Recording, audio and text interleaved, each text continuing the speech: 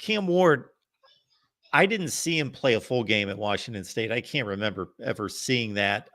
I've seen the highlights. I would drive by for a series or two, but how many people are watching Washington State play football? Come on. So obviously you were probably in the same boat, well aware of his talent and all that, but then you got serious about Cam Ward obviously a few months ago in regards to what is this guy all about? What does he bring to the table? He was arguably the number one rated guy at that position in the transfer portal. But beyond that, the guy definitely with the highest ceiling at quarterback in the transfer portal. So what have you seen from Cam Ward? Yeah, anyone that follows me on Twitter, I've been on the Cam Ward train from the beginning. Ever since he announced he was hitting the portal, that was my guy, and I'm glad we got him. But I think from a mentality standpoint, like I mentioned before, this is a leader. This is one of the key things you need at quarterback is a true leader, someone that could bring the team together, someone who's not afraid to speak up, and someone who utilizes all of your football players, who's not afraid to make the check down, who's not afraid to go deep, who's not afraid to, after you make a turnover, whether it's an interception or a fumble, which Cam Ward has a little tendency of doing that, he's still not afraid to turn back around and make those big plays. These are the type of things we've been lacking at the quarterback position. Me personally, I think the last time we had all these intangibles as a quarterback in one was probably De'Aaron King. The only problem with De'Aaron King was he was a little bit undersized.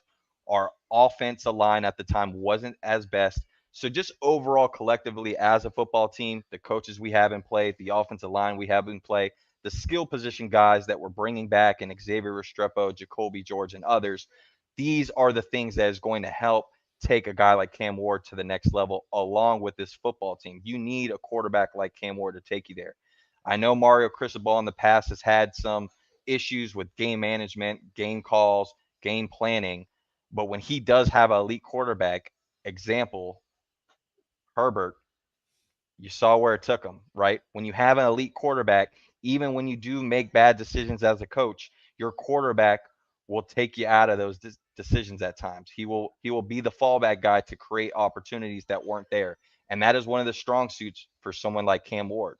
But then going a step back, before we did land our guy Cam Ward, we landed someone else in the portal before Cam Ward, and that was Reese Poffenberger.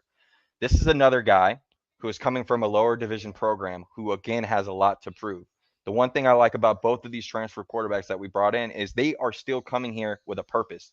They are coming here with a lot to prove and a lot to show on the table. Someone like Reese Poffenberger, even when he got signed at Miami, and him both knew that we were still going after another quarterback, whether it was Will Howard, whether it was Cam Ward, or someone else. So the fact that Reese has the mentality and has the competition to be able to want to compete with someone like Cam Ward, who's not going to back down, those are the little things that you want to see from a football team that was lacking the leadership in the quarterback room a year prior. So, as we know as college fans, when one guy goes down, especially at quarterback, you need someone to fill in that you're comfortable and responsible to do something like that. And I think Reese, along with Emery, along with Jakari, these are going to be three guys that are going to be battling all throughout spring and fall to see who's that quarterback two guy. But I think at the end of the day, you have to create competition and see who ends up winning that battle. But the fact that you have an elite guy like Cam Ward to be able to hold your shoulders on and still have other guys battling behind that, that's what you want to be able to create in that quarterback room. We've done it at the wide receiver, the tight end room, the running back room. You need to do it at the main position in quarterback. We all know in order to get to the next level, you got to have an elite quarterback that can help you out and bail you out in decisions. And we just haven't had that in the past. And this is going to be the first time in a very long time. It seems like we have a lot coming and gelling together at once. The offensive line is hitting all cylinders. You're bringing back your top two receivers, and you got an elite quarterback at Cam Ward. I think the biggest thing in all this is the continuity. This is your first time in a long time that your offensive coordinator and your defensive coordinator are both back. Um, I can't tell you how difficult it is for college athletes to have to relearn the offense or defense year after year after year. You got to be able to get your feet in, put your brain in the playbook, and be able to get comfortable with these things. And it's impossible to do that when you're having to relearn things year after year.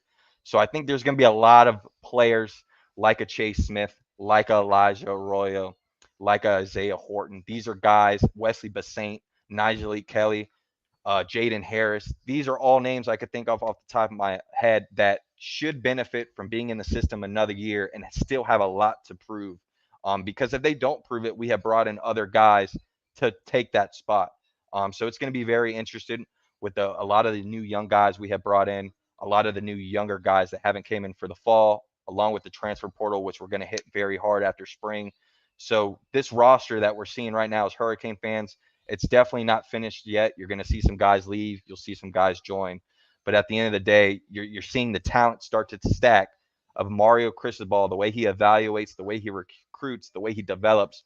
You're starting to see night and day from a physical standpoint and from a development standpoint and from just on the field that we are getting there. And this is going to have to be the year to really show we can do it. Jakari Brown is a pretty serious physical specimen. He's also rough around the edges, to say the least. However, the polish is starting to take hold from what we understand. He's becoming better understanding of the offense and what he needs to do and how to rein it in.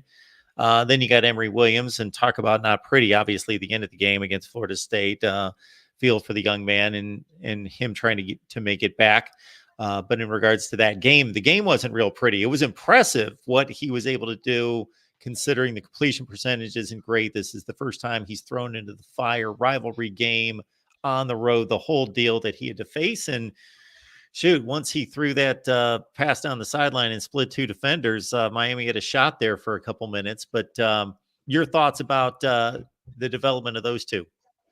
Yeah, with Emory in particular, I thought the way he battled through adversity that game and just stuck in there, and you really saw at the end of that game when he got carted off how much respect he got from his teammates there. Really laying it all on the line as a true freshman. That's what you like to see. You want guys that have heart, guys that aren't going to take a snap off, guys that when they are hurt, they don't want to go out. And I love to see that with Emory. Another great thing was he injured his non-throwing shoulder, so coming in the spring right now he is throwing, just fine. He's pretty much close to 100%. So from a physical aspect, he's right where he needs to be. I think with a guy like Emory, he just needs to keep developing and doing what he's doing. I think for someone like him, he just doesn't need to get out of his comfort zone. Don't do too much. Don't be someone that you're not. I think Emory has gotten to where he is today because of who he is. And I want to make sure that he remembers who he is. I don't want him to be able to change up his game because you got guys like Cam Ward, Jakari, and Reese, who all three have the intangibles to move with their feet and also create a lot of different plays when the pocket breaks down. Unfortunately, with guys like Judd and Emory, those aren't those type of guys. But you still got to be able to use your skill set to your advantage. I think someone like Emory, he is someone that has no problem taking the checkdowns, who has no problem taking what the defense gives him. And at a lot of times, you need that. You saw with the Florida State game, he did just that, and he kept us in the game. Someone like Reese Poffenbarger, he may not do something like that. He may try to win you the game or make the big play every single time. He's not going to be that conservative guy who's going to do the check down, who's going to take defense, take the slants, take the underneath routes. And that's going to be his issue. He's going to have to take some time, understand that you don't have to make a big play every single play. Don't put your offense in a bad spot, which is why you bring in Cam Ward to kind of show these guys, hey, I can go deep one play, I could go underneath another play. You got to be able to utilize all your guys. And I think between him and Jakari Brown, like you mentioned, Jakari Brown brings an element to our quarterback room that nobody else has, right, with his feet. A lot of that may hurt him right now because obviously in spring he's not able to use his feet, so he's one dimensional right now, just like the other quarterbacks in practice. But once spring camp is finished and we go to that spring game on the 13th, I think when live action starts, that's when you're going to really see Jakari Brown shine and bring what he can to the table. I think with Jakari, he just has to keep doing what he was doing as far as blocking out the noise from the fans, from the media, and just stay true to himself. He's a guy that, he's very calm and collective. He's friendly with just about anybody. I mean, he has no enemies, in my opinion. I thought the interview that he had, was a good thing and a bad thing on certain levels, but he's a young man that he doesn't sugarcoat things, and he's very honest and upfront, and that's what you want in a young man. And when I talk to recruits all the time, that's what they love with Mario and all these other coaches on staff.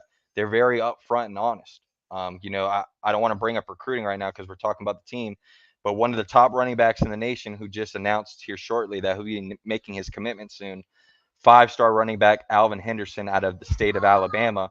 When I spoke to him a couple weeks ago, he said that was the one thing that stood out with him and University of Miami and every other school.